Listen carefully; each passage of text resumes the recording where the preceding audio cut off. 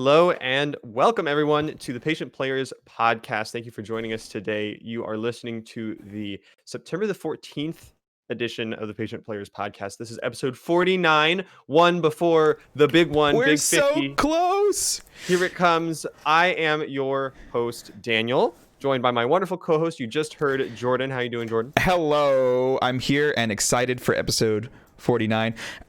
Are we doing anything special for episode 52? Because in a way, that's also kind of special. It would be if we had done a podcast every week, but we've not. And so... But we took January off, or was it February? It was both, I think. It was a while. It's okay, though. We are a year old, but we are still reaching 50 next week. We've got some special plans. Make sure to tune in for that one 100%. But if you're new to the podcast, you're not sure what you're about to hear, let me just introduce you, and then we'll jump into our exciting topics for the day. We are going to talk about video games. We are the Patient Players, so we like to do what we call gaming in the slow lane, where we play games that interest us, games that we have loved, that get updated, something like that. More often than not, it'll be ones that have been out for a while that we happen to pick up on a really good deal, or we just have had and never played, or there's a new holiday event. Whatever the case is, we go back to games a lot, and we're going to talk about them to you so that you can know what's going on, get excited with us. And if we find any of those deals or any of those freebies from subscription services, stuff like that, where you can get some of these old classics like we've been playing, we're going to shout that out to you as well. And then lastly, we have the question and answer section of the podcast, which is the best section of the podcast, where you can hear us answer your questions. You can either do it through email, through our Discord server, or live through the Twitch chat if you manage to catch the live recording we do on the weekends. That is the podcast. You now know what you're getting yourself into. That is the podcast. Thanks for joining us for episode 49. We haven't even done the questions and answers, Jordan. We can't end the podcast. No, you're right. We skipped the best part of the podcast. I wonder if there's any podcasts out there that it's just a questions and answers segment. I'm sure. Hi, welcome to Q&A. Just like a personality podcast? Yeah, we answer your questions comically. Are we a personality podcast? Yes. Here's a question. So I would consider Car Talk to be one of the most famous radio show podcasts of all time. I've never heard of that. Question answers? I've never heard of that, but I thought you were just talking about car talk in general. Oh, no, like talking cars? Yeah, car talk. People love talking about cars on podcasts. Oh, no, I mean, there's a very famous radio show called Car Talk. Which really? Is just people calling in with questions about cars. And so literally just Q&A. I love that. Yeah, it's super famous. I don't know if it's still running. It was on for a very long time. That's so good. Man, for a while ago, I was looking for a podcast where I could learn about cars. Just getting knowledge that is really helpful just on the go. But I couldn't find anything like that. Huh. So I apparently didn't find Car Talk. Well, be the change you want to see in the world. We can just make this a car podcast. I guess everything you learned about cars, just bring to the podcast. We can talk about it. Okay, well, let me tell you what I have so far. Okay. 4 wheels. Sometimes. Sometimes. Wait, I'm sorry. What cars do you know that have 4 wheels? Some of them have 18. Oh, like a truck? Sure. Is a truck a car? Yes. Is a car a truck? Sometimes. So it's like squares and rectangles. Yeah. I like that. Yeah. I like that. It's the rhombus of the vehicle world. Okay, nice. Well, that's all I got on today's Car Talk with Patient Players, folks. Thanks for tuning in. Okay. But now we get to actually talk about video games, right? Yeah, that's more fun. What if we talked about video games that have cars? We just have a car special. I have one of those to talk about. For today? Oh, really? Yeah. I actually... the car's not the main point, but it kind of is, but it kind of isn't. Okay. I mentioned, I think last week or the week before, on Microsoft Game Pass, there was the addition of a game I was very excited about called Double Kick Heroes. That's kind of a car game, I suppose. It's more of a rhythm game, but there's a car prominently featured. It's so it is a rhythm game. If you have not seen this before, it is a heavy rock and metal themed rhythm game And it's really really cool because you're the rhythm track you're playing is the double kick drums, which is why it's called Double Kick Heroes. So it's very intense uh, beats and rhythms. It's very hard right off the bat, but it's hard to play on just like a controller. That's what I've been trying to do with my Xbox controller. But they have these different levels of difficulty, and depending on how high you put it, it really becomes more than just a rhythm game. Sometimes it kind of turns into an actual like shooter because you are you are on a drum kit that is strapped to the back of this car that's driving to the right on the Naturally, screen. just like in real life. And it's a zombie game, so there are zombies running at you, and you play along to this beat. And every time you hit a kick pedal beat, you fire a bullet out of the back of this car and hit a zombie with it. And on the lower difficulties, that's all you're doing. You're just hitting the kick pedals and shooting at these zombies, and the car's like aiming for them. What is that one band that does all those crazy like music videos? I know that's super vague, but maybe you You know. talking about OK Go? I think so. Yeah, this sounds like an Yeah, OK Go music video where there's drums on the back of the truck and they're shooting zombies with the beats. yeah, exactly. But like the thing with their music videos that's so weird is that they're all actually like, well, some of In them one they're shot. actually playing the music, and then other times, yeah, they're all in one shot. But like There you go. there's that They're one where one they're driving shot a of the car. zombies because they're shooting zombies. But with Double Kick Heroes, as you increase the difficulty, they add in some other hits like the snare hits of the drums. So you have to hit a different button and you're going back and forth really fast. But then instead of shooting a bullet, that charges up a meter where you throw a grenade, which is very helpful. Uh huh. And I have not approached this difficulty yet because I'm still getting down just hitting the buttons on the rhythm because it's a very difficult rhythm game. But I know at the very extreme difficulty, you also have to use a stick to move the car up and down so that your shots actually hit the Oh zombies. my good heavens! So it actually turns into like a not a bullet hell because you're not dodging bullets, but whatever. What do you call those? Like the scrolling shooters with the where you're shooting at ships that are coming at you. Isn't that? Yeah, I can only think of bullet hell. I don't know if Yeah, so picture like that, but you're not actually dodging anything. You're more just aiming the guns. But meanwhile, you have they're to be dodging. It's the bullet hell for them, and they're just yes, doing really bad to dodge. yes. You are the metal drumming boss of a bullet hell. But it's hard enough for me to stay on the rhythm and not die that way because your gunshot is more powerful the higher combo you have. So if you miss a single Oh, shot, all of a sudden you aren't as effective at surviving the zombies, and so oh, it's good very easy to heavens! die.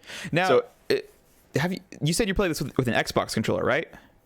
that is how I'm currently playing it. Yes, I the kick is both of the bumpers. So when you need to go back and forth really fast, like a double kick, like you can alternate back and forth, right? Okay, yeah. But there are two guns on the car, one on the left, one on the right, and the buttons are the different guns. So if you just hit one over and over again, the zombies can sneak up on the other side. So it Oh, forces you to alternate which kick pedal you're hitting, but either one will work for the rhythm game part of it. oh my word! So basically, you want to be going back and forth for each kick. Sometimes they're all on one side though. What? Oh my word! That's crazy. Yeah, and then the grenade is the A or the B button will do the snare hit, which charges up the grenade. Um, but it's almost like the like in Rock Band, it's like the overdrive power up where it builds up, and then once you pass the threshold, you have to hit a special button to activate it. But the thing is that um, so you know in like Rock Band where if you're playing the drums and you have overdrive and you're getting ready to do it, you have to do like the little drum fill and then finish to like No, do I your never overdrive. played the drums on Rock Band. Really? Yeah. Okay. Well, with drums, there wasn't like a special button that you hit. Like the guitar, you could either tilt it or you hit a button. With the Mm-hmm. drums, they would actually throw a new note at you in the track that was special. And if you hit that Oh. note, it would activate your power. But if you wanted to save up your power for later, you had to skip that note. And it wouldn't penalize you for Oh, skipping it. that's so confusing. I would hate that. It's very confusing. Double Kick Heroes does the same thing. So you're doing your drumming back and forth, blah, blah, blah, blah, blah, blah, hitting the snare, and then all of a sudden that special snare note comes, and if you want to save your grenade, you have to skip it, which is even harder for my brain because like I'm on a rhythm, right? Like I'm playing to the rhythm, and for me to Uh-huh. skip a note is actually harder than just hitting it and throwing the grenade. Uh, so what I Crazy. found works the best for me because I actually play drums is that for me the left hand is always the snare hit right on like or sometimes you do both back and forth Mm-hmm. but the left hand typically is what you hit the snare drum with, and then my feet are used for the pedals. And obviously, I can't use my feet for this. So what I've been Well, doing why not, is Daniel? You need to think more imaginatively. You could buy a pedal and have a controller on the ground with my toes, and then have like a big rod for the A button I on my was left. I was not thinking that quite that imaginatively. That you went way beyond with the imagination. I apologize. Let's reel it back in. Like buy some actual pedals. Don't you have a Rock Band drum set? Well, yeah, but that's not going to just like plug into a PC. Is it not? That's Or a fair point. I haven't tried that. the pedals they use like a headphone jack? I guess that would be the hard part is plugging the headphones, your guitar or your drum pedals into the headphone port on your computer. Yeah, I don't know how that would work out. What I've been doing has been working out so far, but what I actually did, and I challenged myself last week to get some stuff that needed to get done, and if I did that, my reward to myself was actually going to be to purchase a fighting stick, and I did that You yesterday. cleaned your closet? I cleaned out my closet. I did. Sorry, I didn't know if you were beating around the bush there, but I just had to say it. No. You know what? After the podcast, for those who stay for the post stream, if you're here live, I'll open up the closet behind me. You can see all the Ooh. organized shelves. And they So can I see did the that. patient player server, right? No, that's actually pulled out. You can. It's behind the little black case you see over. That's my Oculus case. It's behind that now. It's sitting Oh, right very next to my nice. PS4. There it is. There's everything we've done in the past year. So I bought a fight stick. I did some research last night, and I bought like a beginner level fight stick. Those things can get crazy expensive. I'm talking like $250 easy, and that's Yes. how much people will pay. So which one did you get? Because I was there when you were first researching them, and I started looking at them with you. And there's a Yes. lot of good options, a lot of expensive options. All right, I'll give you the three I was looking at and the one I went with. I was looking first and foremost at the Hori brand, Hori, Hori brand mini fight stick, which is like $50 entry level. They make one for PS4, make one for Switch. They both work on PC. I was looking at the Switch one because it seemed like very compact and it seemed nice. But I looked up the dimensions and it's only like 6 inches by 9 inches. Oh, it's a wee little lad. It's very small, and I was thinking like that would be nice for travel, but the whole point of Right. a fight stick is to give you a big stable platform so that you can like hit these buttons and not worry about it shifting on your lap or on your Yeah. desk or whatever. So I thought that might be a little too small. I went up to the other brand that is kind of entry level is called Mayflash, the Mayflash fight sticks. They have a entry level called the F300 model, and then Oh, such fancy names. they have a slightly higher, the F500 model. I compared those two. As far as the actual buttons and switches and capabilities, they're almost identical. The F500 is more metal and less plastic, so it is heavier and sturdier, a little bigger. It has a headphone jack if you want to plug in headphones to it, and it Wait. has The fight stick has a headphone jack? yeah. So like if you're at a fighting tournament, you plug in your controller into the machine, and then you just plug in your headphones, and then you're like playing the game at this tournament. That is interesting. Well, Xbox controllers have a headphone jack. I was using that when I was playing Mortal Shell last week. I just had these headphones I'm wearing right now. I just plugged them into my Xbox controller, and the audio actually works through the Windows 10 dongle. Wow, that's pretty cool. It was a really cool discovery. Dang. So the point is, it's a little heavier. It has a few more features. Also, the top plate, you can pull it off, and the artwork underneath actually is exchangeable on the 500 model, on the more expensive one. Mm-hmm. So I went with the 500 model. I bought that one. I think it was like 80 The something dollars. $500 model. That's not what I did. Did not spend $500 on a fight stick. You heard it here first, folks. I don't even play fighting games. Daniel's biggest purchases: graphic cards, fighting sticks, and D&D dice. I wish that was less true than it is, but we're gonna move on from that. Well, that's awesome. So you ordered it last night. Yeah, it'll get here on Thursday. Dang. Oh, I wanted to see it. Yeah, it's You really should cool. have cleaned your office sooner, Daniel, so I could see it. I wanted to. I had to wait for the weekend. Ugh. So next weekend, I'm sure you'll hear me talk about more Double Kick Heroes. That game is amazing so far. Like I gotta say, That's I'm awesome. having a blast with it. I feel bad that I'm playing it on Game Pass because it's a $15 game and I just spent $80 buying a controller for it. Right.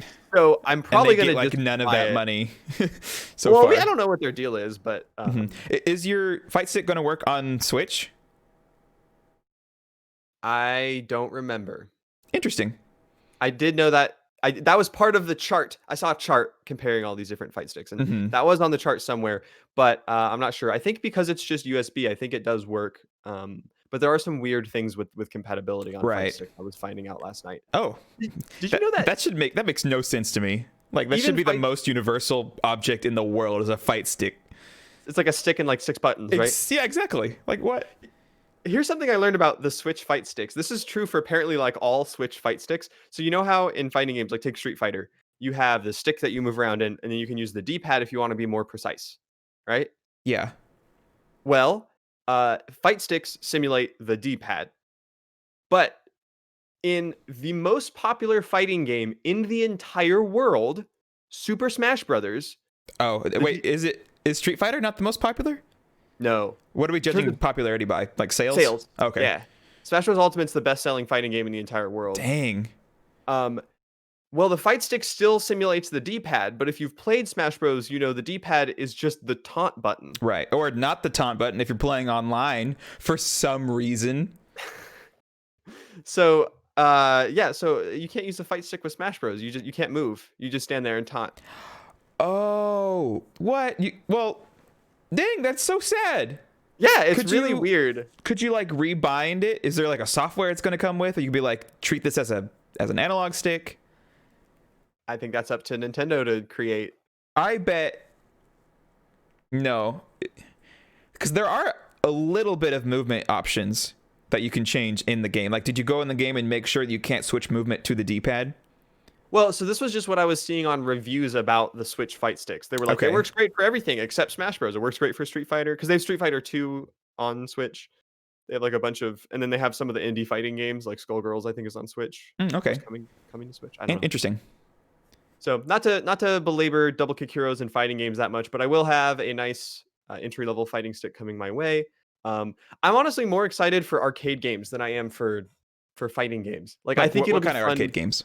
like Pac-Man, or like Oh. like I have a joystick, right? Like I can boot up, any game you'd think of from the arcade where you have a Oh joystick and man. button, Just and I this, could just play them. I hope this works on Switch because you got the NES collection, you got the SNES collections. Yeah. That'd be cool. And also, like you said, if you wanted to still buy this game, you can get it on Switch. I feel like that would be a good place to Yes. get it. So Yes. do you still recommend playing it with a controller in case I ever want to pick it up on Switch?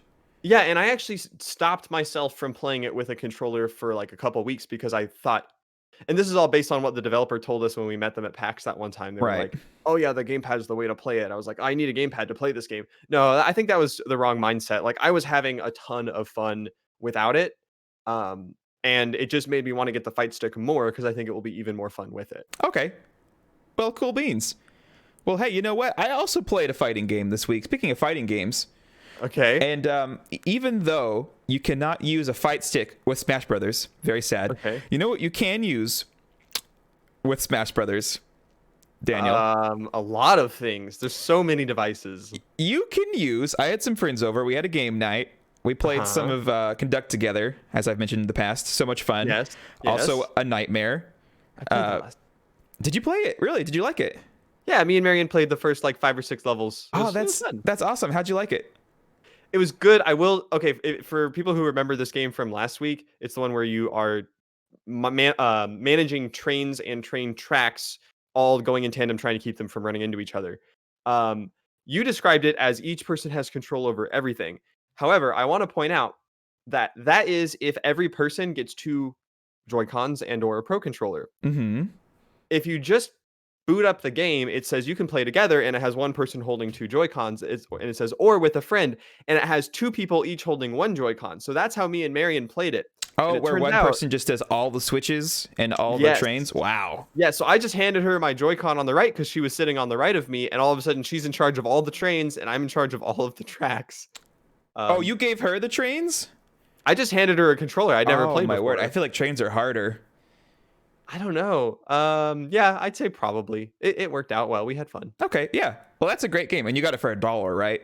Yes, during the sale. Oh, so good. So I had friends over to play that, and unfortunately, we played with my friend Judah, who prides himself in losing on purpose Yes. in video games. So that game is hard enough as it is, And, and Judah would just stop a train randomly, and it would all blow up, and he'd be like, hee hee, I'm so funny. But yeah, anyways, that was fun. So after we played some of that, we played some Mario Kart, and I said, you know what, guys? It's a party. We're all hanging out. We're all friends. I'm whipping out my Mario Kart USB wheel, if you recall, that I bought I earlier remember that. this year. And I've gotten a lot better with it, which is great. Because I got it to make me worse at the game so that I can be on the same level as people I play with. I killed it. I heckin' killed it on that thing. I learned that the steering pedals have like a little kickstand to make it quit sliding away. So as soon as I figured that out, I was killing it with that wheel. Wait, so doesn't this mean that's bad because you bought it to be worse, but now you're still good? Yeah, well, see, I'm still good, but it takes more out of me, you know? So it's like, I want to use a joystick, you know, a controller, but like having to, you know, move your entire arms around to play a game is exhausting. Do you know how mad you get at me when I handicap myself and then like still win and talk about how but it's still a harder challenge, and then you're like, so what? I still can't beat you. Yeah, I get very mad. Why do you ask? This is why there isn't a clone of me that I play Mario Kart with. Although that would be kind of fun. I wonder who would win. Who would get the Luigi RC car, and who would get the Mario RC car? Oh, is that what it comes down to? I mean, Luigi is lighter and faster, supposedly. Anyways, back to my original story. So we played Mario Kart. We had a great time. Then, you know, Judah was there. If Judah's at a party and there's a Switch there, he's like, okay, guys, time to play Smash Bros. Yes. So the wheel was still out when we switched over to Smash Bros. So I said, Judah, you're really good at Smash Bros. Can you use the steering wheel to play Smash Bros? And the steering wheel actually works in Smash Bros. So your character movement is you're turning this whole wheel to go to the right and then walk to the left. How do you go up or down? Is there not like a stick on the wheel? There's no stick, but you still have your A, B, X, Y buttons on the wheel. Like it's almost like a Wiimote, just like plopped in there. So you have like all your main buttons. You got even like a D-pad, you got your buttons, and then just the joystick is just left and right. So he could still do like all the moves. You can't do the up or down moves. What do you mean? Like if I needed to hit up and B at the same time, how would I do that? You're right. Yeah, you couldn't. There's some pretty crucial moves on the up and down axis of the controller in Smash Brothers. That's a good point. Needless to say, he didn't win. But it was really fun watching him just like his character just walking across, and then he like walk off the cliff, and he's like turning the steering wheel the other way, like no, go back. So yeah, today we learned a steering wheel has more support for Smash Bros than a fight stick. Sure, that works. You can at least move with a steering wheel. Last thing I'll say on the fight sticks before we move on, I didn't know that they have these. Did you know they have stickless fight sticks? So it's a fight. Sure. But it comes with just 4 buttons instead of the stick. And so it's like, so you have your right hand on all the move buttons and your left hand on the what used to be the joystick but is now 4 buttons. And if you want to do like in Street Fighter, you can do a fireball by going down to the right. Oh, right, no, I have seen those. Yeah. You just hit the buttons that correspond with down and right. So it lets you be ultimately precise with your movement inputs. So in a way, it's like a Joy-Con for a Switch.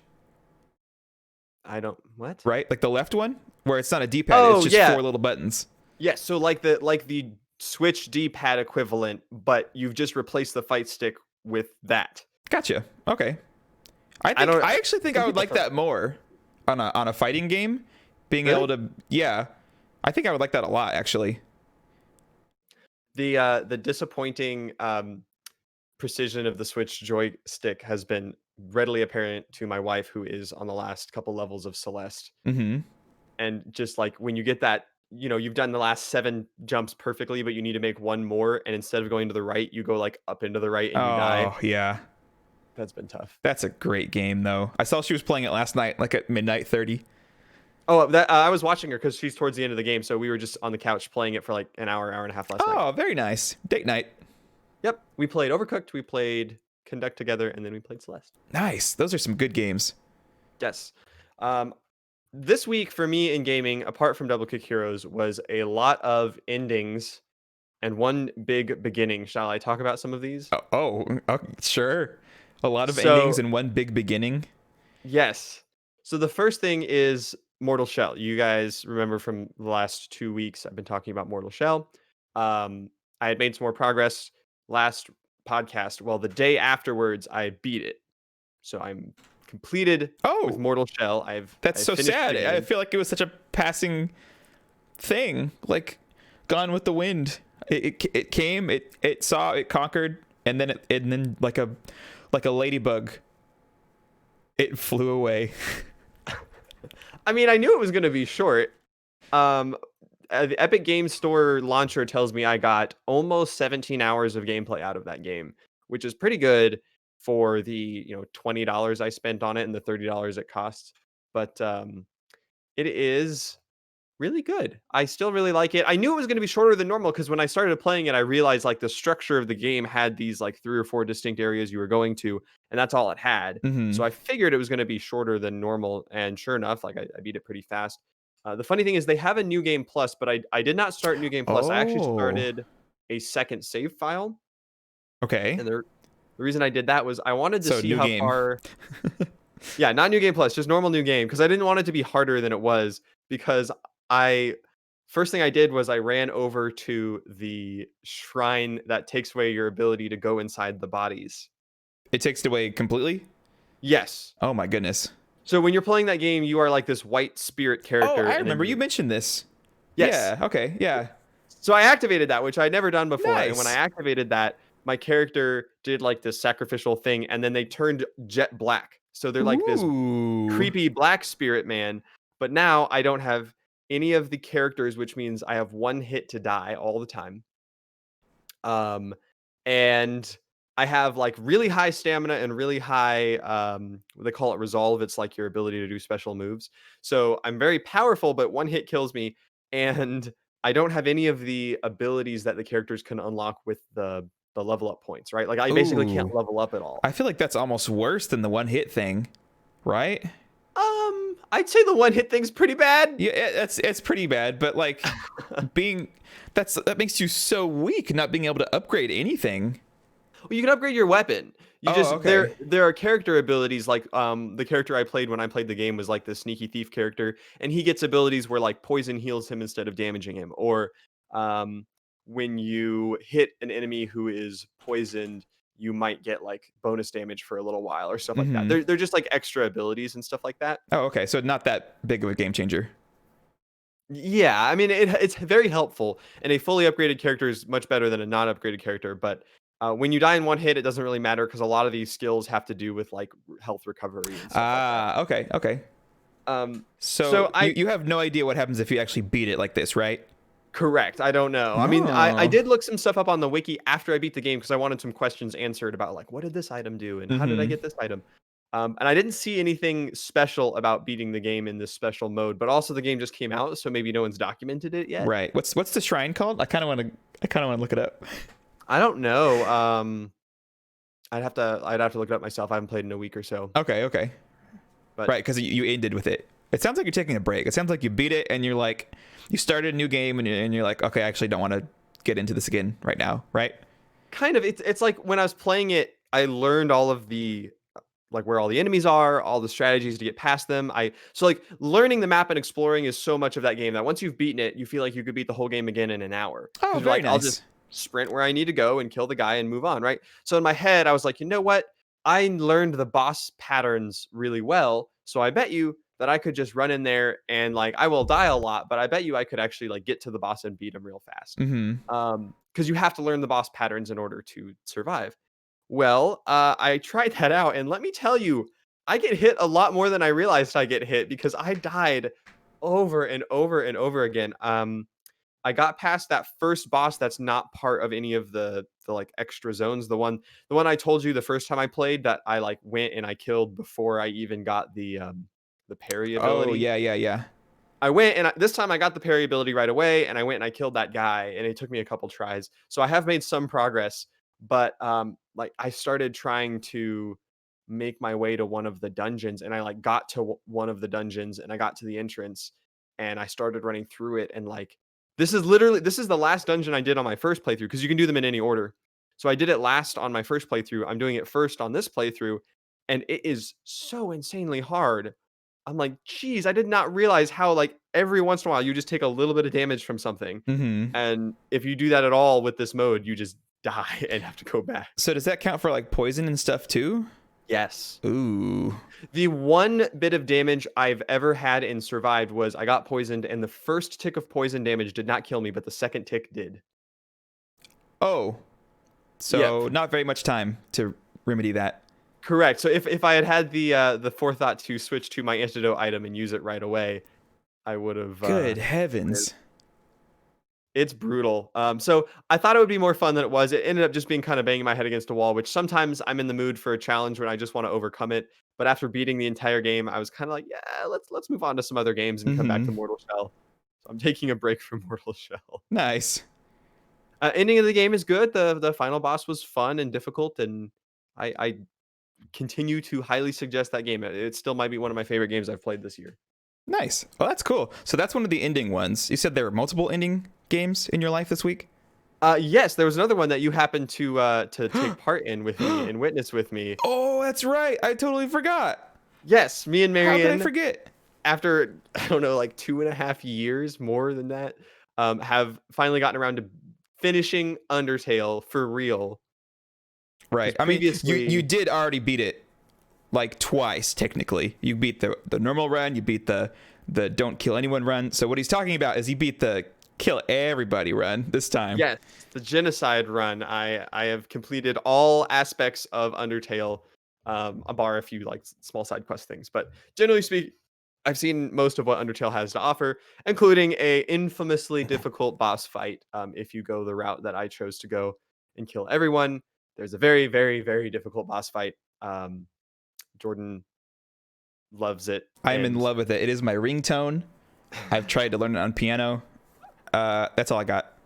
if you know Undertale, you know what we're talking about. If you don't, then play Undertale and you'll know what we're talking about. I actually even made like I went like full Tumblr on this, and I made like a fan video of it Uh-huh. on YouTube like 5 years ago Oh, really? with like music, and like I cut together other people's animations and like pictures, and it's so stupid and nerdy, but I just You made love, like an anime music video out of Undertale? basically, yeah, yep.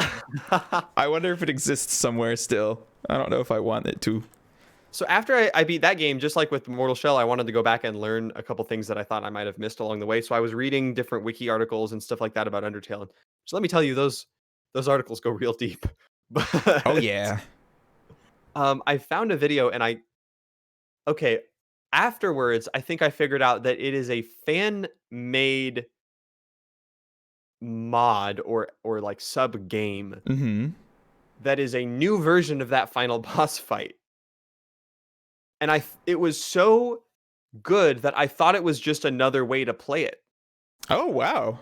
No, But so, was it a mod or is it like a video someone made? Because I've seen people where they just animate like a fight out, but is it I actually don't like know. playable? I Okay, think it said it was a mod, which was interesting. nuts to me because it looked, obviously the art style of Undertale is so simplistic that like it wouldn't be hard to replicate some of the stuff, but then Yeah. some of the rules it breaks, especially in that fight, where like even like menus and stuff have weird stuff happening to them. That to me seems like it would be hard to replicate without actually knowing how Undertale was built under the Mm-hmm. surface. Yeah. And yet they pulled it off to the point where until the video ended and I looked at the title and I realized that it was a mod, or there was like credits in the end to a mod. I was like, what? This isn't even like the official game. That's how realistic it looked. Um, so that was cool. It was basically that final boss fight, but I wanted to know what happens if you get to that boss and you haven't killed everyone. It's just like a neutral run, like you've killed some people. I Mm-hmm. wanted to see what that looked like. So I think it was called like neutral run of that boss fight. And Oh. it looked really, really good, but I don't think that's actually in the game. So I Yeah, was it's surprised. not. If you don't kill everyone, he doesn't fight you. He just scolds you. Oh, Yeah. Which is why another reason I love it so much is that, like you're doing this to yourself, and he's even like you're making it harder on yourself by doing this. And everyone's asking like, why are you doing this? And he's like, you did this just because you needed to see what was going to happen by doing this. Right. Oh, it's such a great commentary on RPGs. And I don't even play RPGs, but it's so good. Oh my goodness. It advances every time you play the game. It advances its depth. So like the first time you play the game, it's a great RPG and it has a lot to say about like perseverance. And then you play it further and it has a lot to say about like the power of the enemy is like greater than you thought. And it's like, whoa, what's going on? And then you play it that way. You play it where you're just killing everyone. And Mm-hmm. it actually starts tapping into a lot of like saving and reloading are actually story mechanics in the game, Mm-hmm. and it starts utilizing those and the characters are aware of it and everything. It's really, really cool how Yeah. it progresses from run to run. And it calls you out on the only reason you're doing it is to see what happens. And Yes. and even like at the end, it's like, I bet some people are watching you do this right now because they didn't have the guts to do it themselves. Right. Oh man, so good. Yep. And that's why people play games, just to see what happens. That's why people choose endings to games. Like, I want the so and so ending, so I need to do all this stuff. And so the game makes you do all this terrible stuff, and it's like, do you really care that much about what happens? Like, the character's like trying to prevent you from getting to the end because they know what terrible stuff is going to happen if you make it, and they're like, why do you care so much about doing this? This is terrible. But of course, as gamers, we're like, yeah, genocide ending, let's do it. Yeah, because there's no consequences. That's the beauty of games, right? There's no real life consequences. So it's like, as long as you're willing to put yourself in the mindset of like, okay, I am going to treat these characters like I would in real life. Like, you're not going to kill them, right? Most people are going to be nice to people. Most people are going to like be the hero and save the world. Like, you play video games to be a nice guy, right? But then as soon as the game is over and you've run out of content, like, because it's a sandbox, because it's a playground, right? You're playing around, you're having fun, you're seeing what would happen. Like, I did the same thing with Infamous and Infamous 2, which had like a good bad scale. It's like, as soon as you beat the game, you're like, okay, great. I've seen everyone happy and my soul is satisfied that like I saved people and I did the right thing and my friends are safe. So now I'm gonna go back in and kill them all because like I gotta see what happ's. Yeah, and it's like it's new content that I need to experience. And if you had done that the first time around, it would have felt so bad. I've struggled with this so many times. It's like, I want to play the bad version the first time, so when I play the good version, I feel like, that's what really happened. You know, that's you're how redeemed. Exactly. So like, it feels bad ending games with, now I need to play through with the bad version to see what new stuff happens and takes place. Yeah, I like the way Infamous handled it, except for one thing in which, okay, so I did that with Infamous, right? I like doing the good side first, and I'm okay with doing the good side first. Yeah, and I bad do side that later, too. Yeah. Which works out, right? And Infamous gets it almost right, because if you do the good side, you do the good side, and you play again, you do the bad side, you get the bad side. But when the game recognizes that you've beaten it twice, once on each side, it actually unleashes you back into the world, and you have the ability to freely choose which powers you're going to use. So, is this the first one or the second one? I Infamous forgot. 2. Okay, 2. nice.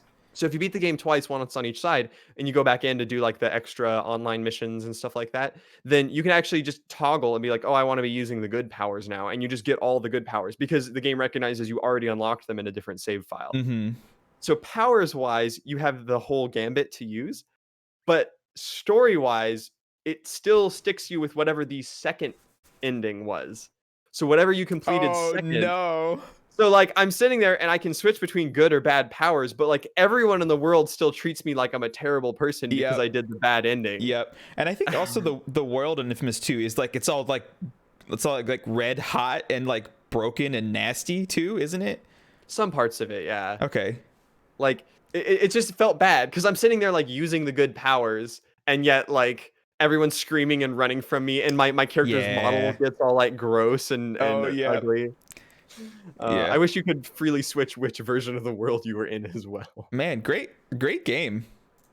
Good game. I would, if they ever do an Infamous 2 remastered on, I don't know, PC, PlayStation, probably PS5 if we're being honest. Probably. I would probably play through with the bad ending first, just so I can end on a good note.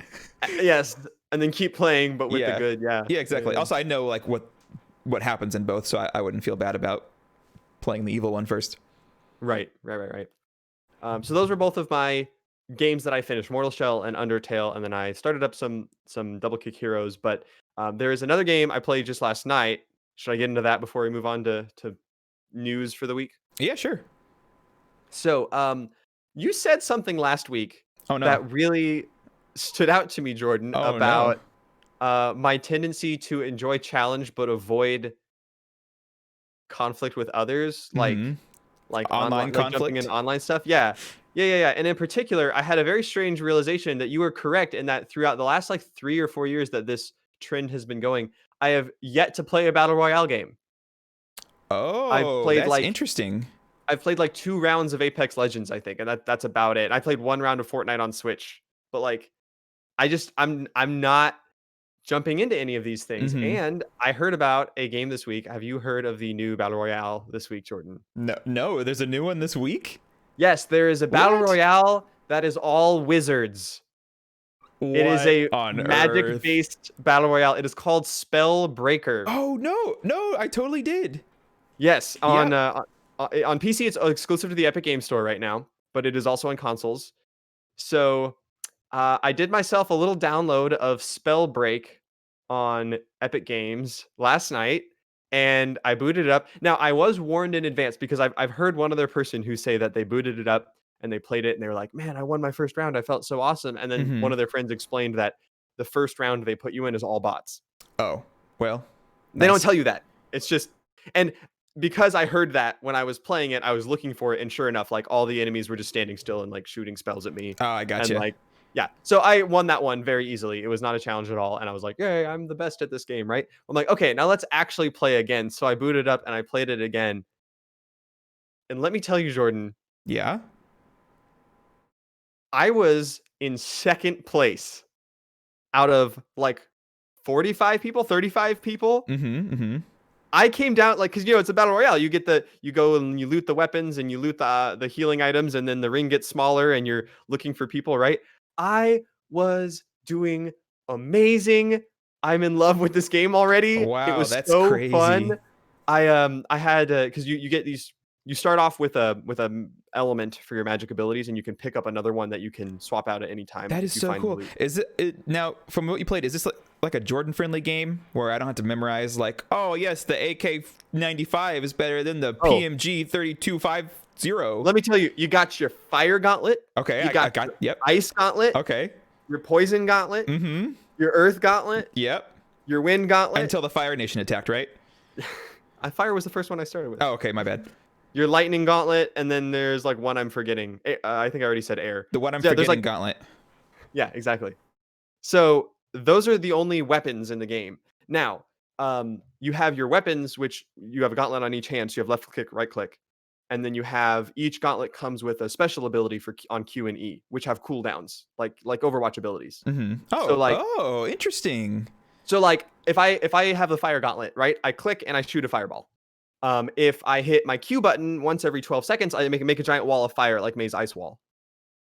If I have the lightning gauntlet, I hold down the right click and I go pew pew pew pew with lightning. Or I can hit the if it's on my right hand, I hit the E key and I get a little reticle. I aim, I click, and a lightning bolt comes down. I can do that once every like 8 seconds or 12 seconds or something. So you basically get a bullet type and a ability with each gauntlet, and the one you pick when you start the round is like your class. Like you can start as like a pyro mage or whatever, and you Uh-huh, always uh-huh. have that one on your left hand. So you always have that gauntlet on your left hand, and then you can swap the right one for anything you find in the world. So like if I open a chest Interesting. or I kill an enemy and they have a lightning gauntlet, I can take that, now I'm fire and lightning. But if I find an earth one later, I can pick up the earth, now I'm fire and earth. Can you combine them by having different ones in each hand? Yes. Oh So no, like Magica, the Royale. So like some of the combos the game teaches you in the tutorial is like if I have a wind gauntlet and its special ability is a tornado, so I throw down this tornado and it just sucks enemies in so that you can shoot them because they're sitting still, right? It restricts their movement. Mm-hmm. Well, if I have a fire gauntlet, I can throw a fireball in there and the whole thing turns into a flaming tornado, so it sucks them in and it damages them. Whoa. Or there was another combo that was I think fire and lightning will like stun someone so they can't use their abilities and stuff like that. So there are some elemental combos you have to learn, but Mm-hmm. those are the only weapons in the game. The last thing that they've added is you get like an artifact item that goes on a cooldown. So like you can get one that lets you fly, you can get one that lets you go invisible, lets you teleport, stuff like that. Um and so I was playing my first ever round with real people. I was playing with lightning as my main ability. So I had the lightning strike and I had like a fast shooting lightning shot. And I had picked up a ice weapon, which ice is like a sniper. Like the main shot is you can like Ooh, hold it and aim and zoom and then shoot this giant ice bolt. that's fun. And the special ability on the lightning is you call down a lightning bolt. The special ability on the ice is that you send out a pulse and you freeze anyone around you. So um I got down to the circle was getting, and every time the circle gets smaller, all of your abilities get stronger. They level up. They get like new features. So like the lightning bolt, as you as the circle gets smaller, it will like stun them, or it will shoot 4 lightning bolts instead of one, or something like that. So everyone's getting stronger as the round goes on. Well, I got to the final like tiny circle, and there was 4 people in it, and I'm like, oh gosh, I'm so Oh new at this. man, was your heart just like racing? Yes, 100%. I Oh was my like, gosh. this is my first game. Like, I'm doing so well. I've already killed 3 people. I dropped right next to a Ooh, guy. I killed him, very nice. and then I had killed 2 other people. So I was like, oh no, what's gonna happen? And I had the invisibility artifact, and if I hadn't have had that, I would have died so many times because they kept like, I would be shooting a guy, and another guy would jump up, and I would just go invisible and back out and run Mm-hmm. away and heal or whatever. And it came down to me and one other guy, and he had full health and armor, and I had lost all my armor. I just had health. Oh But no. using my invisibility, I managed to flank him and shoot him like 5 times. He was just about to die, and then he got away with his flight, and I got away with invisibility, and we're like, we know we're both in this arena somewhere, and my heart is pounding so hard. And then he flies up, and I see an opportunity. I go invisible, and I run underneath him, so he's looking for me. He does not realize I'm right below him. I pop my close range freeze, and he's frozen solid and just ready to kill. Uh-huh. I call my lightning down on him. It hits him. I start shooting him. He seriously has like 1 pip of health left. Oh Like he is no. about to die. Yeah. I forgot this game has friendly fire, and I got hit with my own lightning bolt and I died. No. No. I killed myself with a lightning bolt. That is so sad. So technically you killed the last 2 people remaining. So you did win. That's fair. Yeah, That's fair. yeah, you know. The victory got handed to him, but I know he knows he doesn't deserve it. He knows that I actually outplayed him in that instance. Oh, absolutely not. You outplayed him by not giving him the satisfaction of the kill also. Okay, you know what? I like this story better. We're going to go with this story. Oh man, you got him low, and then you're like, no. I choose who wins this, and then you kill yourself. Oh man, I don't need the points. Just kill myself. do you only get points like in first place? Well, I don't know how any of that stuff works yet. I'm still figuring it out. Oh, okay. There are you can level up your overall account, and you can level up each of the 6 classes if you start as that element. And then you have like passive talents that you pick at the beginning of the game, and which ones you're allowed to pick, you unlock more as you level up. So like um right now I have one where it's like when I'm at full health, I do like 20% more damage or something. But that is going to be I will gain the option to swap that for a different talent if I Ooh. level up some of my characters. So right now I just have the 3 talents everyone starts with, but I Mm-hmm. will unlock different talents that I can switch to. Dude, that's so cool. That's so funny. How did you even hear about this game? It was through another podcast. Oh, okay. I came across this game on Switch this week because yeah, it was in the featured, and I saw the icon and I was like, that looks like a fun little icon. So I clicked on it and I watched like a 10-second video, and as soon as I saw it was a battle royale, I noped out of there. So that's funny that you played it, and it sounds like it was really good too. Yeah, it was fun. It has crossplay, which sounds fine because you're not shooting, you're casting spells, but at the same time, that ice shot is just a sniper rifle. Yeah. So I was nailing people with it. So Like it's I was fine doing for really you, well. but not Yeah. for the console people. I'm like, are these poor people I'm shooting not using a mouse? Like They're I like feel bad. on a Switch Lite. Like it has like motion controls or something. They're using their ice steering shot wheel. just hits them. Yeah. Oh my goodness. So those are all my games this week. Dude, that's I awesome. played a bunch of HOTS because I'm on that team, and Yep. I think I played 10 rounds of Storm League yesterday, but I don't have anything more to say about that. And I think you had practice last night on Sunday, didn't you? That's right. We I think. How did that go? Well, Jordan, due to the nature of time travel and the podcast schedule, I'm gonna have to keep that a secret for another day. Oh man. Oh well, it was worth a shot. New Diva is busted. She's super strong. Of course. Yeah. I played a game. I actually no, I did play HOTS this week.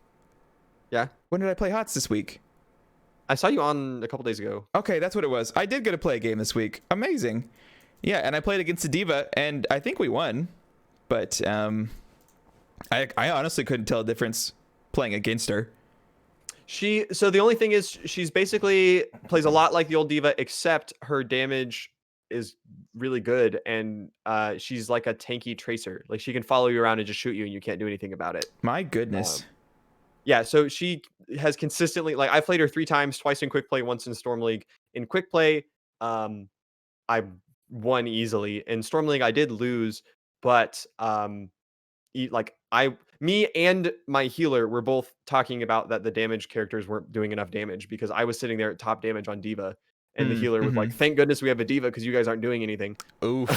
Yeah. But we lost that one, and that felt sadness. bad. But she's good. Saddest of days. Yeah, so like I said, I've only played that this week and my usual Animal Crossing. You know what else? I got a fun little Switch story. Okay. So I mentioned earlier we played Smash Bros with my friends earlier this week. I had some more friends over last night, and we played some more Smash Bros. Wow. Now every so often my SD card likes to be like, "Oh no, this data is corrupt for this game. Sorry, you need to re-download it." I have no idea why. It's just random games. If you recall, like on my birthday, it did this to Animal Crossing. Oh, yeah. Yeah, just out of the blue. It'll just pick a game, and it'll be like, sorry, re-download it, but other games work fine. So it did that with Smash Bros, and I was like, oh, well, this stinks. I want to play with my buddy Judah because he's here, and it's already kind of late. And the download would take like an hour because the Switch wireless card is garbage. So I was like, hey, there's a thing called Switch Match version, which I don't think anyone in the entire world has ever used, ever. But theoretically, or in concept, it is the coolest thing ever. So, like, imagine you got your friends all coming together, for those of you at home, and you all have your Switches, because Jordan gave you all Switches. You all have Mario Kart. But, oh no, little Timmy over here didn't know there was an update last night. So everyone else can play together, but because Timmy's version is out of date, he can't join. So what Timmy can do is he can use the match version feature and connect to someone else's Switch, and it'll transfer over the update files that Timmy needs so that everyone's on the same version. Didn't we do that at PAX one year? I don't think so. What would it have been for? I remember sitting in those chairs right outside the main conference, and I think it was for that like sorcerer game we never really played very much of, the 9 Parchments or whatever. Oh. And it was me, you, Marion, and I think Kyle, and like one of us didn't have an update. I think it was Marion didn't have an update or something like that. If Kyle was there, I don't think Kyle joined us when the Switch was out. But he was playing with someone else's controller because he didn't own a Switch until somewhat that's recently. right. Yeah, that's right. But I think Marion's console was like behind, and I feel like we tried it. I don't know if it worked, but I feel like we tried doing that. I don't remember that. We might have done that, but I got to do it last night. Really, really cool. It took like 7 minutes to transfer over because I'm telling you, like the data completely gone. So it went back to version like 1.0 from my data card. So it had to download all the way up to 8 point something from his Switch. It took like 7 minutes. Wonderful. You know, we started playing, and then I get a lovely little error message. Like the screen just goes black, and it's like your Nintendo Switch needs to restart. Press the power button to reboot because something like a hard crash. Yeah, like system crash, and I was like, okay. You're buying a 10th Switch or something. Well, yeah. So I restart it. It works fine, and lo and behold, my SD card, the entire thing is corrupted now. So I had to But it's not that bad. Thankfully, they were smart enough to keep all save data on the Switch, and like no save data. Screenshots. What? Yeah, my screenshots. Well, here's the weird part. So the whole thing was gone. The Switch would not read it at all. So I took it out, popped it into my computer. It read it just fine. I got all my screenshots off, popped it back in. It's just like, sorry, we can't read this. Restart and try again. Did that like 6 times. So I had to end up resetting my SD card, reformatting it, and re-downloading. This was last night. This happened. I'm still re-downloading all of my games right now. Like I'm looking over it right now, and it's still re-downloading my games because my SD card was 500 gigabytes, so it had a lot of games on it, and they're still going. Yep. So, okay. Well, I hope you don't have a data cap at your house. Yeah. Oh. Guess we'll find out. Where did all of our September data go? Nothing. Jeez, that is weird. Okay. Yeah, I hate SD cards, man. SD cards are just so finicky. I've never had one do that to me. Oh, but I guess I haven't used them very heavily. I have a scarred memory. Is that what it's called? I am scarred from childhood memory where I took an SD card out of a camera before turning off the camera. It wiped everything just from taking it out before turning the camera off. SD cards have always been just abysmal to me. Like, you do anything wrong and there goes everything on it. So I don't know what happened with the Switch. I don't know if I'm going to download everything and it's going to crash again. Is it the same SD card? It is, yeah. I just reformatted it, and because it's a big SD card. Like, yeah, I think I got it on sale like years ago, but I don't want to have to buy another one. Yeah, like I had that whole debacle a few weeks ago trying to buy a bigger one for myself. I have a 256 gig, and like, yeah, that would suck to have to go and re-download everything and like have it not work and then have to buy a new one. Yep. So that's my fun story of the week. Wow. Well, we both had some good stories about tragedies. True. There has been some news this week. Shall we discuss? Yeah, news time. It's time for news roundup.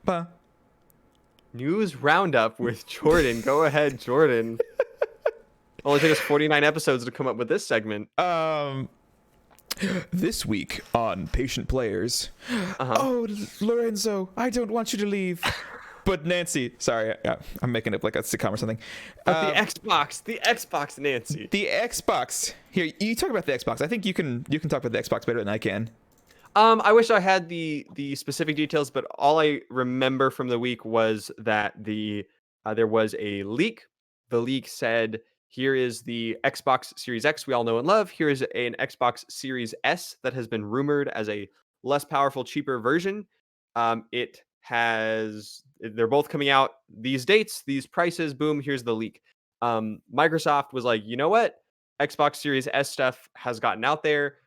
We're going to confirm this portion of the leak. And so they confirmed the Xbox Series S console, which is like they confirmed it was $300. Yes, the cheap price of a Switch. This is like a Switch competitor. Not being able to take it out of the home, of course, but this is like a next-gen Switch competitor. That's crazy. Yeah. So it is digital only, no disc drive, so no going out and buying those games apart from downloading them. And it is $300, and I think they confirmed the release date, but I could be wrong. I might have to go double check on that. Oh, very nice. That info is out there as if you Google for it.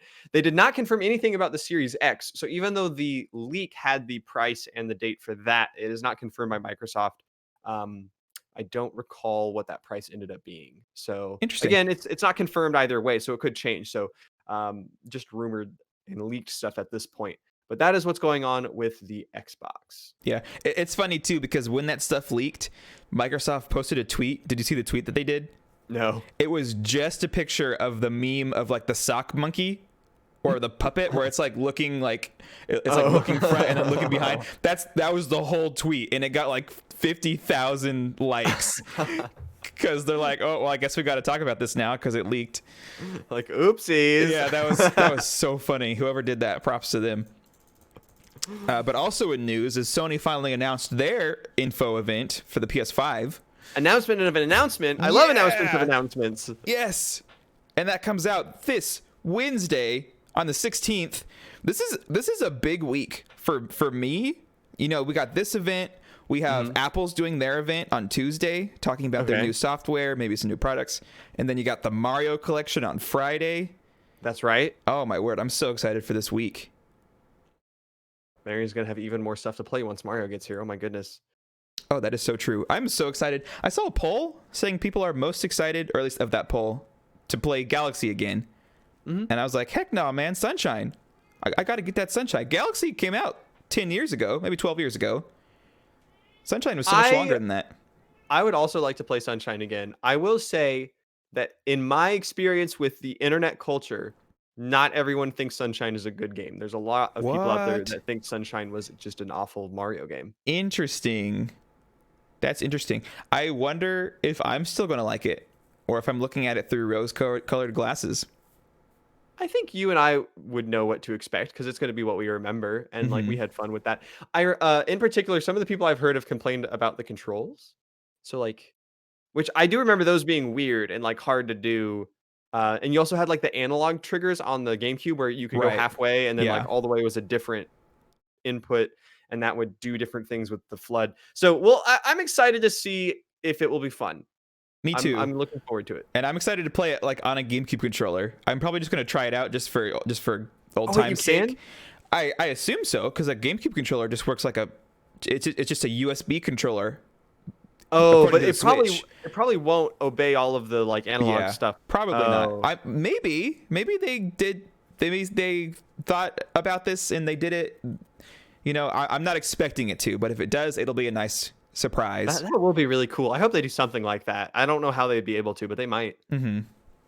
Cool. So upcoming consoles, upcoming Mario, a lot of stuff to get excited about. So episode 50 is going to be a big episode. Oh my goodness. I can't wait to talk about Mario on episode 50. That's going to be crazy. Me too. Are we going to have a guest speaker? Has that been announced? I forget. We are doing our best to have a guest speaker. We will see what happens. They're very slippery, if you will. Shall we discuss the deals for the week and move on to the best part of the podcast? Yes. All right. Deals pretty slow. Middle of the month's always slow. End of the month is where you get all the crazy deals from the different subscription services and things like that. There's two different Steam sales going on right now. I looked through them both and didn't find anything that I wanted to talk about. So in the meantime, Epic Games every week has new stuff for us. We mentioned last week you get Railway Empire and Where the Water Tastes Like Wine is available right now as this podcast releases until Thursday, the 17th. On the 17th, we've got a new game coming out called Stick It to the Man, which I must say has got to be the most Psychonauts, non-Psychonauts game I've ever seen. Down to both the art style, the character, or not both, but all of the character dialogue, the art style, and the fact that it's about weird brain stuff. Oh. You want to know a fun fact about Stick It to the Man? Yes, I do. I've played about 15 minutes of it. Oh, really? When did you play 15 minutes of Stick It to the Man? I played 15 minutes of Stick It to the Man 6 years ago. What? I think it was 2014. Because it was the very, very first free game you got with PlayStation Plus when the PS4 launched. Really? Yep. Isn't that weird? The very first one. Weird. I thought they did that one, and didn't they also have like the arcadey one, right? There's a lot like Guardian where you're like flying left and right and shooting stuff. I remember when the PS4 came out and it didn't have a lot of games, people were talking about one of those free games a lot, and it was not Stick It to the Man. It was not. Like an arcade game. It was not. So yeah, did they do two at once back then? I don't know. It was either the first or tied with another one for the first, because I remember being like, "Oh, sweet, a game I can play finally on my new purchase." Okay, and I didn't play it very much, but it's free. I've literally never heard of it before, so I'm actually shocked that it's that old. That's hilarious. Did you enjoy your 15 minutes with it? Nope. Oh, but you really like Psychonauts, right? I do, yeah. But I don't know why I didn't keep playing. Like, I didn't have much to play on my PS4 back then. That's true. So, that's true. Yeah, I don't know. Alrighty.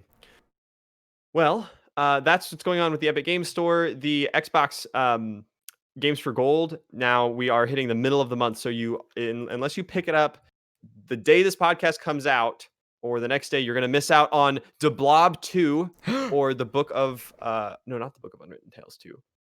The Blob 2 is the only one that's leaving the service. My bad. What is joining the service starting on the 16th of the month is you can get the Book of Unwritten Tales 2 for Xbox One. That's going to go until October the 15th. And then there's an original Xbox game that you can pick up downloadable called Armed and Dangerous until September the 30th. PlayStation Plus is still doing their PUBG and Street Fighter 5 for August. And I said August, I meant September. My notes were incorrect. I'm sorry. And then How could you? the Humble Bundle for September is we looked at that one kind of live reactions last week. We had the Lethal League Blaze and a few other ones like Catherine was on there. I went to go pause my Humble Monthly yesterday, and they hit me with that. Hey, what if we took $4 off? Which they Oh do. my word. They do that every month, and I Yeah. paused anyways. But then I stopped. And I was like, you know what? I would pay $8 for Lethal League Blaze alone. So There I you kept go. it. I took their deal. I did it. You know what's funny? What's that? I think I did the exact same thing. You don't remember? I don't remember. So yeah, so I guess I'm gonna end up getting like 10 games this month when all I really want is Lethal League Blaze. But that's okay because $8 is not a lot of money for all of those games. It's insane. Yeah, it's some good games too. Yeah, no, I did take it. We both did the same thing. That's so funny. Yeah, because really remember I said funny. I was like, I actually want some of these, but I don't want to pay $12, and it's like, hey, here's $4 off, and I was like, $8 for and I guess I did it. So Yeah. So again, that's Golf with Your Friends. Forager is on there. Evoland Legendary Edition's on there. Catherine Classic Edition, Ukulele, and The Impossible Lair, and Lethal League Blaze. That's just a sample of what's on there. There's a few other games I didn't mention, but I think for $8, that's going to be a fun month. that's pretty good. Yep. Also, I just to fact check myself, it was not the first PS Plus game. It was like the 5th one. But it was the first. It was the first for me. Yeah, I didn't realize I got a PS4 like 5 months after release. Okay. Yeah, That makes more sense then. it does. Yeah. And, Game Pass hasn't really added much that I wanted to call out since last week. I mentioned Resident Evil 7 last week. They did add popular RPG series called Disgaea. Disgaea 4 is on there. What about Disgirla? It's not spelled like that, Jordan. Oh, You can't okay. make these jokes. Okay, Come my on. bad. Sorry. So that's it for the deals. Did you notice anything you wanted to call out? I have not. Actually, there's a ton of Switch games on sale on I think Amazon right now. We're talking like really? the Mario Kart's $10 off, the Smash Bros $10 off. The unpopular Mario games are $20 off. So The unpopular Mario. yeah, that's like the best you'll get with Switch discounts. So if you don't have the Mario Karts or the Smash Bros. Are they still charging full price for like Splatoon and for Mario Maker 2? Because both of those games have been said to like cease development. Probably. Right? Why would they not when they can charge? Yeah, they're full price on Amazon. Okay, nice to know. Yeah, or at least let me check the other one. Splatoon 2 is only $50, but that is part of the sale that I just mentioned where it's $10 off. So normally it's $60 still. That is nuts. That is so nuts. Yep, that's Nintendo. Weird. Nuts Nintendo. Okay. Well, that is it for our deals for the week. Spellbreak is free. Just gonna throw that out there. Seems fun so far. Yeah, play with Daniel. Join us in Discord and play with Daniel. I would be down for that. They have squad games. Do they really? I should get it too. Yeah. By Jove. Squad night. So best part of the podcast is the questions and answer sections. So as a reminder, you can send us questions about games or about anything you want to at our email address. That is patientplayerspodcast@gmail.com. Once again, for you, patientplayerspodcast@gmail.com. And you can also join us throughout the week. Hang out with us on the official Discord, like Jordan just mentioned, play games, ask questions. That is patientplayers.com/Discord. And finally, if you are joining us in our live Twitch chat, you can catch the podcast every weekend live if you follow us, and also shout out questions through the Twitch chat. So we have a couple ones that we've picked out here for you. this first one. Jordan, will you take that away for us from the email section? Yes, sir. Our usual writer Miranda writes us and says, "Hello, patient players. Of course, I have 2 questions for you this week. Number 1, which Angry Birds character is your favorite? And number 2, which kids show has the best theme song? In your opinions?" Angry Birds. Jordan, have you played a lot of Angry Birds? I did back in the day. Okay. Yeah. And I I remember your never mom did. played a lot of Angry Birds too. Yes, my mother played so much Angry Birds she developed tennis elbow from using her iPad and swiping over and Whoa, over that's a lot of again. Angry Birds. That's a lot of Angry Birds. My mom had a problem.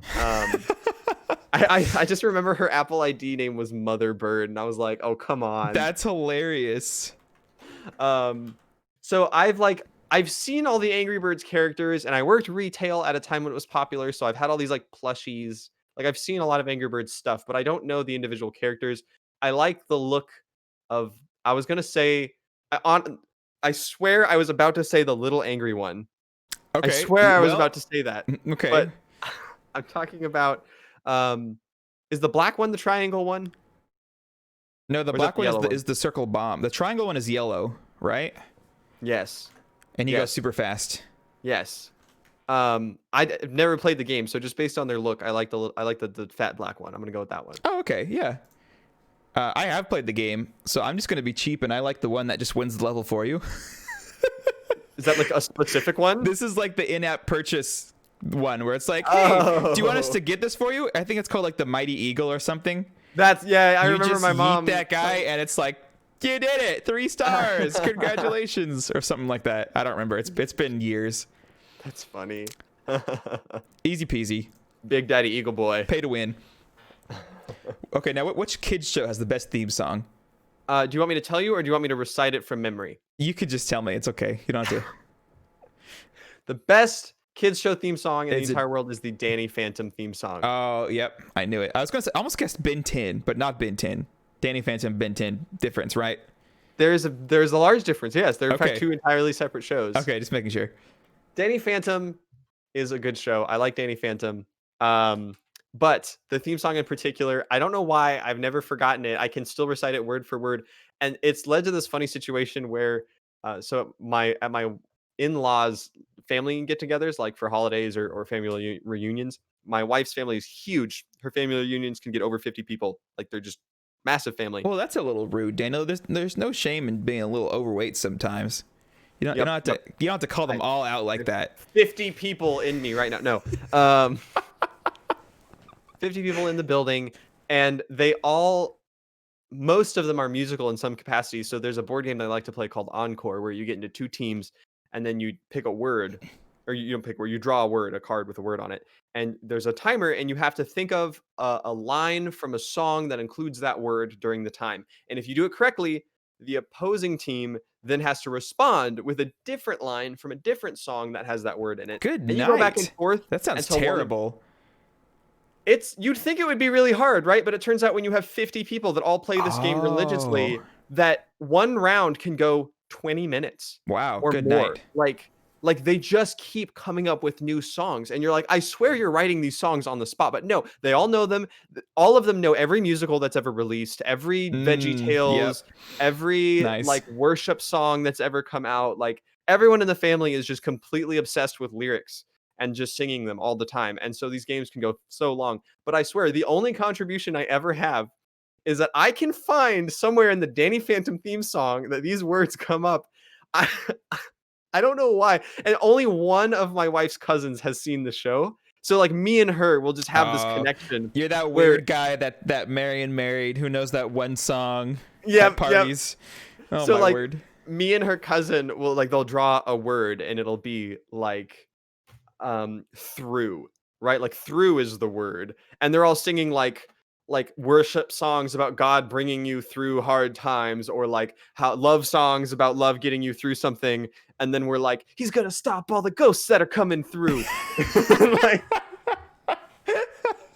it's amazing how many words from the Danny Phantom theme song are in the Encore board game. That's my contribution to this question. On earth? All right, your turn. What Child's TV show is the best song. I don't know. Theme song is like the main song, right? Yeah, it's like the thing that plays at the beginning every time. So I can't say You Are a Pirate from what's that? What's that one called? Lazy Town? Squiggly Town? Lazy Town, that's the one. It's not a theme song, but it's what came to mind. It's your theme song, Jordan. We can go with that. Yeah. Let's go with that. Alrighty. Now, we have had a series of emails from the very beginning that have radically changed recently. Let me bring you in to this crazy train of emails. There is a longtime writer of the podcast, Kay, that has been on quite an interdimensional journey and has been filling us in along the way. However, Kay is currently on hiatus.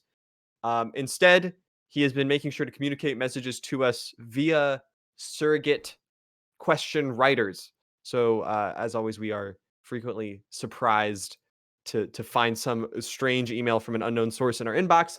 This week, we have a very technical email, including some sort of agent ID and station number and that kind of thing that says, "Hi, this following message is confidential. If you believe you have received this message in error, please contact the security team." Oh, Jordan, you're the podcast security team, right? Yes. Okay. What do I do with this email? No, you need to contact their security team. Oh, okay. So I'll just leave that up to you. We move on to the next email? Yep. Okay. Well, Right, I mean, cool. we might as well read it. Okay. You know, okay. I mean, you're my security team. A little snooping never hurt nobody. You know what I'm saying? Okay. Yeah. All right. Says, hello, it's me again. I know you guys asked me to stop submitting reports about the K situation, but I just received some data that might prove this whole thing isn't a hoax. You see, the last 3 emails from this guy had something really interesting about them. Usually, when I try to trace back the emails, I can only see the last servers that the data went through, but never the original source. However, this time, while I was still unable to trace the email all the way back to its source, I did notice the data went through to a server attached to this other interdimensional case, the UGC hyperplane satellite. This proves the whole K thing isn't a hoax, doesn't it? The only people who know about that satellite are the Bureau of Mirrors and whatever is on the other side of that thing. Anyways, I did a cursory scan of the satellite's files and I found another message from K stuck in a data loop in the database. Oh no. This man doesn't understand how databases work. The email simply read, it's a physical loop, Daniel. It was just whooshing around in there, the ones and zeros, and he picked them out.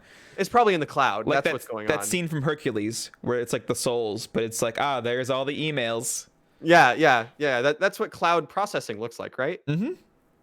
It's just what the Amazon warehouse and looks like. They're in satellites too. That's why it's called the cloud. All of our souls just circling around. Oh my gosh. All right, the email simply reads, imagine a world that is exactly the same as is now, but video games were never invented. Where would you be in life right now, and what other hobbies do you think you would have? Perhaps that question is a bit hard to answer. Certainly, video games have played so much of a significant part of my life, it is hard to imagine what I would have done without them. What I can say for certain, however, is that I probably wouldn't have been as creative, ambitious, or as motivated without them. See you on 50. That is the end of the security email and the end of the email the security email was quoting. Wow. Well, we have a question to answer. And he got back to us. He's been a slippery man to track down, but apparently he's heard our cries. I can't believe it. We just need to see if he actually shows up next week, but I know, right? Who knows if that's will happen. Wow, that's a tough question.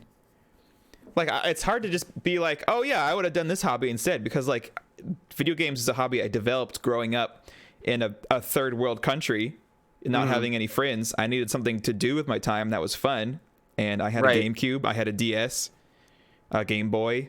Would you have just been like really good at reading otherwise? That's what my sister did. Maybe I just would have taken up reading like she did. You could have been a book nerd.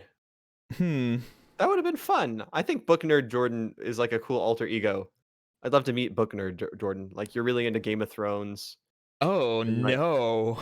And like you have like a favorite C.S. Lewis book.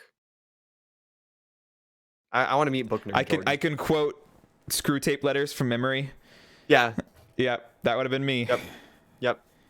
It goes with the vest. I don't know why, but something about the vest. I imagine you with like big circle frame glasses, and then that's book nerd Jordan. Yeah, little known fact. Yeah, playing video games actually improved my eyesight. My eyesight. So if I hadn't had played them, then I would have needed glasses too. Yep. Yeah, but honestly, like, there's nothing, because I grew up in Africa. There would have been nothing else to do if we didn't have video games. And this isn't You would have this found isn't something. well, that's what I'm saying. Like it had to have been books or movies. Maybe I would have become like a movie connoisseur, if you will. I would prefer have the term movie buff. I would have taken to the Cartoon Network. Just kidding. We weren't allowed to watch Cartoon Network. But Would this alternative Jordan actually know what SpongeBob is? yes. Well, no, because we weren't allowed to watch SpongeBob. That's why I'm not into SpongeBob. Oh. Because it was too brain cell depleting of our young childish minds. I'm glad your brain cells were preserved for the nonsense that we get up to on this podcast. Thank you very much. Yeah. I don't know where I would be, because like in my head I was like, oh, I would just do other computer stuff because I like computers. But then again, I told this story before on the podcast about like the first time I was really interested in programming was breaking down how the item duplication glitch in Pokemon worked with missing number, and like So it's learning the butterfly about effect. yeah, it's like getting into that and learning about how all of these variables and like programming terms and memory addresses and stuff, how that all affected the game I liked playing, made me really connect with it. And I thought it was so cool because I could connect it back to this game with all the stuff that I inherently found value in. Right. So I really don't know. Like, I don't know if I would have taken to using computers as much if I didn't play with them. Right. And like my household growing up, my dad has always been a Mac enthusiast. And so I didn't have, I was going to mention that too. yeah, That wouldn't have changed. Like your dad is definitely into technology, so I feel like another method of getting you into computers would have arisen, but maybe it wouldn't have been Windows, because Windows is really only because of gaming. well, so here's the thing, like I might have encountered programming and thought it was cool, but I don't know if I would have been as invested in it or as interested if I couldn't tie it back to this hobby I already had and enjoyed. Oh, So like interesting. I don't know how that would have gone. Like I think this truly is a difficult question that Kay has roundaboutly asked us. I bet Um, I bet you would know like 4 other instruments. Probably. I bet you would what else? What else did you do? Like the way that the hobbies you get like growing up are kind of like given to you almost like by your parents, or like allowed, if you will. So like if they didn't have video games, like what else would they have given you like to do, or like allowed you to do? Maybe you'd play like more tennis. Maybe I might have done more sports or more, but like I also just don't have the physical body for intense sports. Like I Oh, you sunburn would have been easily. buff Daniel. That's alternate reality Daniel. He's just this big buff guy Ah! with his, oh shoot, I hit my mic, with his tennis rackets, and he's like one of his tennis rackets is a guitar. Sure. I probably would have done more music and maybe more athletics, but like I just like I have stuff with my shoulders. I have just like easy to burn skin. So like don't think I would have been a hardcore athlete too much. I don't know where I would have ended up. But I was I felt like I had an insight, and then I got distracted by the thought of super buff Daniel. I also get distracted by the thought of super buff Daniel. It's okay, in a good way. What a good question. What a good question. All right. Yeah, thanks, Kay. Who Vague, knows when he sent that? Because it's been in the loops of data. He Stuck. knew he was going to be on episode 50 before we knew he was going to be on episode 50. Oh my word, you're right. All right, now if we can just find him and get him in a room with a microphone. He has the Here we time go. traveling device. We do have a last minute Twitch question before we get to our Discord questions. We were asked, Jordan, what is the best ice cream flavor? What? Is cookie dough a flavor? That's really just Yeah. vanilla, isn't it? It's chocolate chip cookie dough. They'll throw like some chocolate chips in there. Yeah, but I mostly like the cookie dough. Actually, my favorites are cookie dough and Oreo. Semi recently, my lovely lady friend has introduced me to the concept of they have a flavor where it's just both. It's recent. I don't know how it took them like 20 years to come up with Oh, this. is it a recent invention? Yeah, they've recently, I mean, I'm sure some brand somewhere has done it before, but like the major brands have only recently combined the cookies and cream Oreo one and the cookie dough one, which are, you're right, they're basically the best two. They've only been combined fairly recently from what I know. Interesting. So wait, do you agree? Like, is this something we like agree on with the best kinds of ice cream? I'm going to say yes, but no ice cream flavor I think is perfect unless there's a little bit of peanut butter in it. I was gonna also mention the peanut butter. Oh my word, you introduced me to this concept of putting a little dabble, or a big old dabble, if you will, of peanut butter on some icy cream. Oh, Yes. it's so good. It's so good. It is so good. My girlfriend's dad is absolutely opposed to putting any kind of peanut butter on a dessert. So What? like not on brownies, not on What? cookies, Not on like pie. not on pie. If it's a dessert, peanut butter makes it worse. However, he says you can add chocolate to peanut butter because the chocolate makes the peanut butter better. Peanut So butter makes everything better. that's what I'm saying. Like he doesn't like Reese's cups because that's adding Wait, but that peanut is butter. chocolate and peanut butter. I don't know, dude. I don't understand it. I've tried talking to him so many times. I'm trying to show him the error of his ways. Is this a family you really want to be involved with? I'm thinking that he's telling me like all his peanut butter fears of dessert, and I'm like, this man must have some deep stuff going on down there that we got to get to the root of. Yeah. I agree with you there. If you remember, because you were there at my wedding, the groom's cake that I chose was the best cake I have ever eaten in my life, and it was a chocolate peanut butter cheesecake. Oh yes, dude. It was so good. What a great choice. I love cheesecake, and I love. You said chocolate. It was also chocolate peanut butter. Yeah, it was chocolate peanut butter cheesecake. It was the best. What a unique thing. It was so good. Now, our last set of questions before we can wrap up this podcast, send it off into the distance, sailing away. There's going to be some Discord questions that we've pulled out of the Discord channel. Thank you very much for that. Questionnaire of Brilliance, Wally, is where these are coming from. Very reliable podcast question asker. Thank you. First question says, do you find that there is a significant difference between games that have no updates, like old CD games, or modern games with updates? Say something you would get on Steam. Wow, that's patient players in a nutshell, is it not? We find those old classics, but we find the classics that get the updates. So that's kind of a little bit of both. But she's saying old games. You said CD-ROMs as an example? Well, so I think this is like, in a nutshell, this is like that mentality some people have where it's like, oh, back in the old days, games used to just come out and be games, and we didn't have all these patches and stuff, right? Like, wasn't that there was that whole like Atari console that was supposed to come out this year? Do you remember that? And they were like, or like the Ouya had kind of the same idea of like, you're not gonna be able to update these games once they release. So game developers, you better release finished games, and like, we're not gonna sell you no DLC or microtransactions, nothing. You just buy the game. And there's like people who fondly look back on like old games that couldn't be updated, Right. and they're like, that made them better because you didn't have to be as lazy when making them, or I don't know their logic. You need to go back a long ways for games like that, because I'm thinking even in my childhood, like I'm thinking of CD-ROMs now. Like one of my favorite games, Galactic Battlegrounds, a CD-ROM game, RTS Star Wars. It got an expansion back in the day, which patched some things. It was just a second CD you had to buy, and that's like the earliest in gaming that I have. But I guess if you think of examples like Nintendo games, like those things in the days did not get patched, because I don't think you could. Right. Like GameCube games, did DS games have patches? I don't think so. I don't think so either.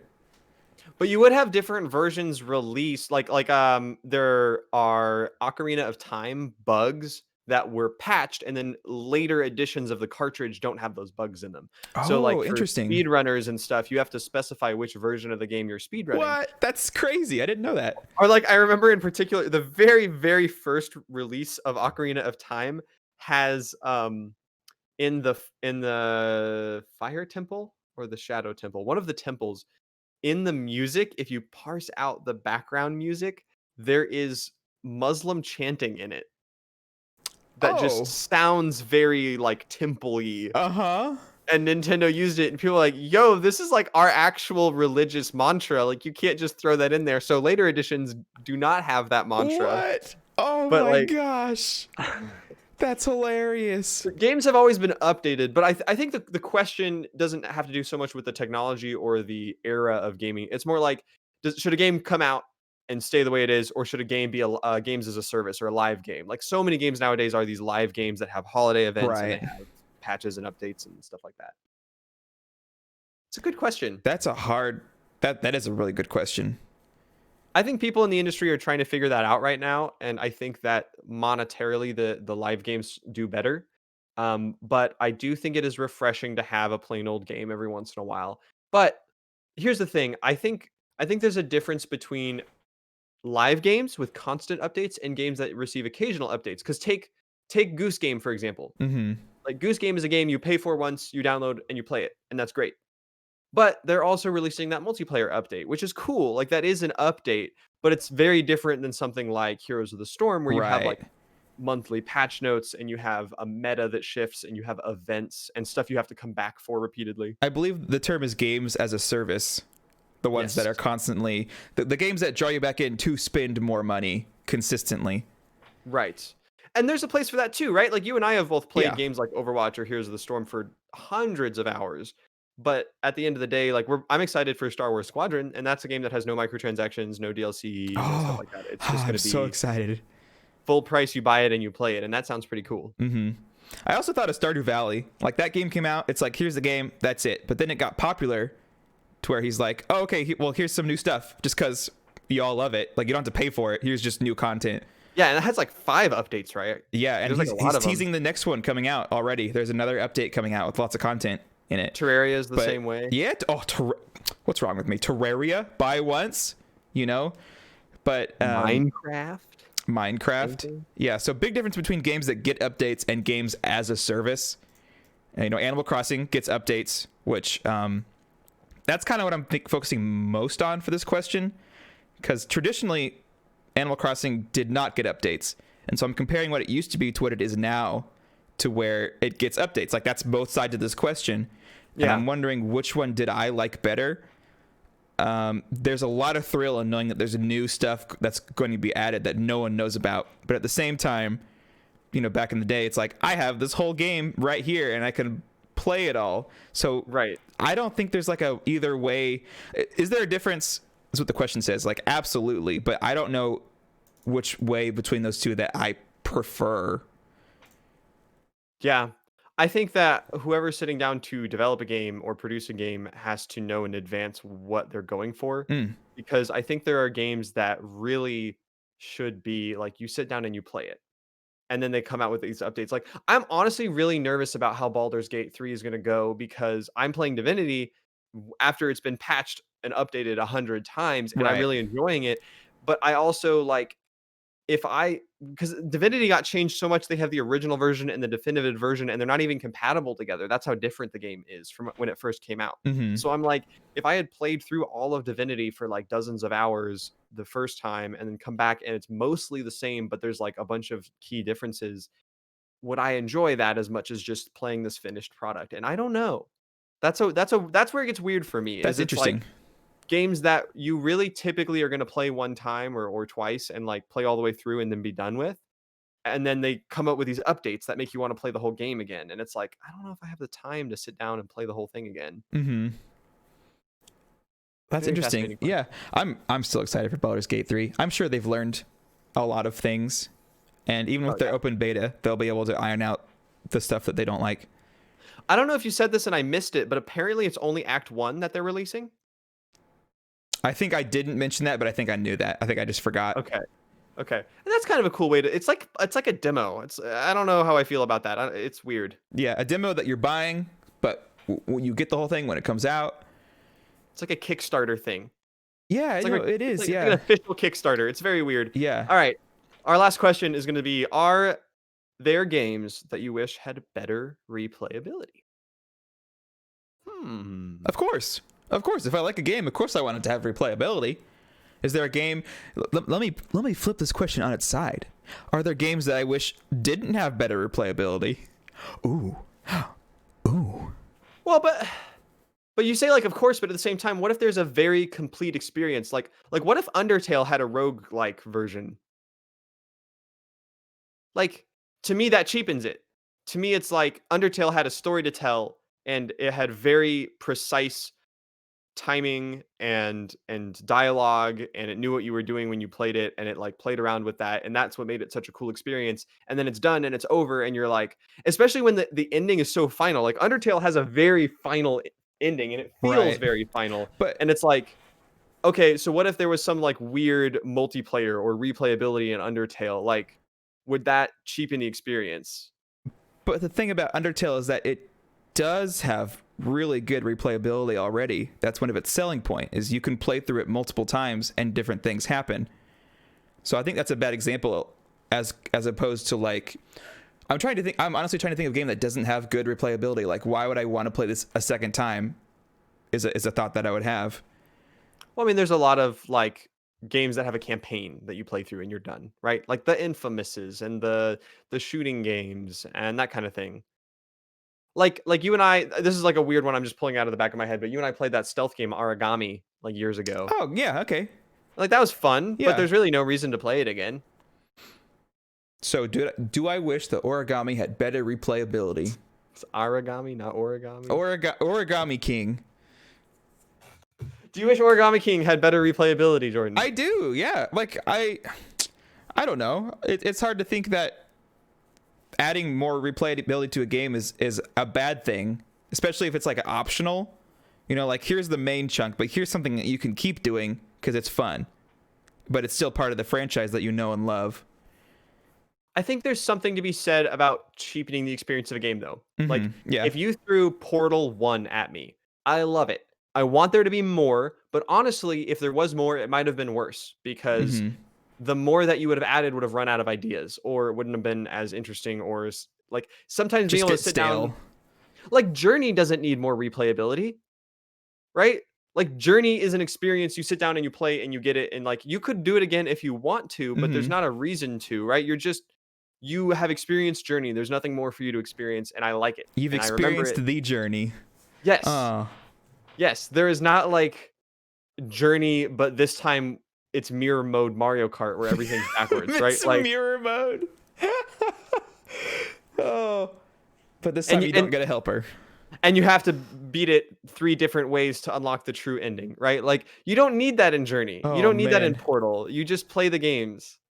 Man, you want to know the king of replayability though? Mario Odyssey. Did you beat Mario Odyssey, Daniel? I beat the main game. I did not do all the extra collectibles. I did watch my wife do that though. Okay. Wow.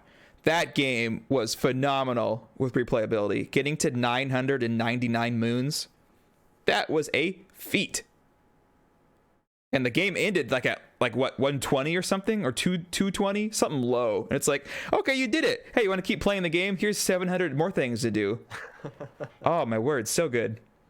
To the Twitch chat comment from my wife that says I want to replay Mario Odyssey. Well, stay tuned because in like 4 or 5 days you're gonna have 3 times the amount of Mario content on your Switch to play. Oh man, it is going And to we're be gonna have so much fun playing a those lot games. a lot of Mario on the podcast for episode 50. Here we go. That's so perfect. Our the 50th episode is coming out the day after Mario 3D All Stars. They well, like couldn't 3 have days done this after, but What? yes. Oh yeah, 3 days after. Yeah. Boy, I think that was a fun episode 49. How about you, Jordan? Boy, that was a fun episode 49. How about you, Daniel? Boy, Wait. we're stuck. That was a fun episode 49. How about you, I Jordan? know, boy, I think we're stuck in the data stream, just like Kay's email, Daniel. Boy. The data. No. Okay, tune in next week, episode 50. Bye. Bye.